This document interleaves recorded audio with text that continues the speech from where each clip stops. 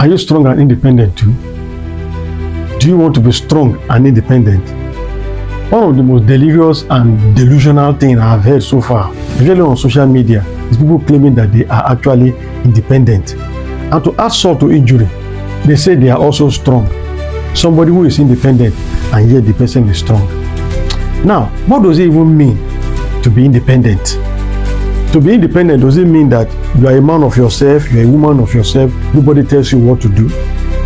Does your own idea of independence means that you have become what you have become without any person assisting you? Nobody helped you, you didn't receive any help, and up to now, even where you think you are not receiving any help. Or does it mean that you can do anything that you want to do without the support of any person?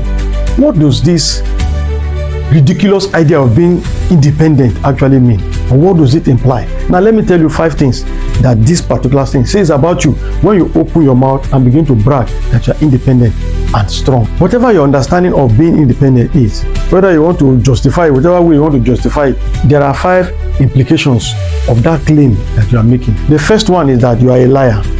You cannot become anything that you have become. No man, no woman anywhere becomes anything that they become without actually somebody helping them, without people raising them up, without support of people and everything. Even when you think that you are financially independent, the so-called financially independent, you understand? There is a place where your income is coming from and you are dependent on those particular people. So if you say you are independent financially, you are a liar. You are a very big liar. That's one. The second implication of it is that you are proud. Yes, you are proud. For you to come out and begin to brag that you are strong and independent, you are proud.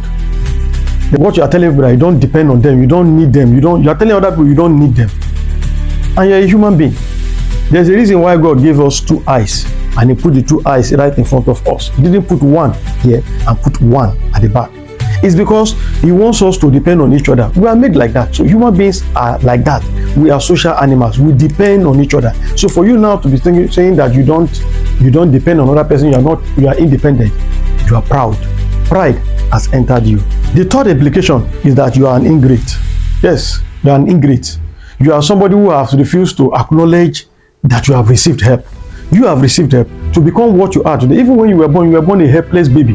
There are some people who raised you up, people who clothed you, people who do this, and you now come and say you are independent. Independent of what? Independent of who? You understand? So you are an ingrate. Even if it is your career, there are people that have helped you to be there. There are people that are still supporting you. So for you now to come out and say you are strong and independent, that means you are an ingrate. That is the third one. The fourth one is that you cannot be trusted. You cannot be trusted with power. You cannot be trusted with position. You cannot be trusted with anything. You cannot be trusted to even acknowledge other people's help. Because you have gotten to the point where you see yourself and you begin to think only yourself took you to where you are. So you are independent. The fifth one and the last one is that you are selfish. Yes, you are selfish. You are selfish and you are self-centered. You understand? Because only a selfish person that will begin to see himself as if he is the only one and he doesn't need others. So the problem with that kind of thinking now is that by the time you now begin to think that you are independent and you don't need any other person, what it means is that nobody should disturb you. You don't need other people who should not need you. You understand? We have come to a situation where people begin to misunderstand the need for others.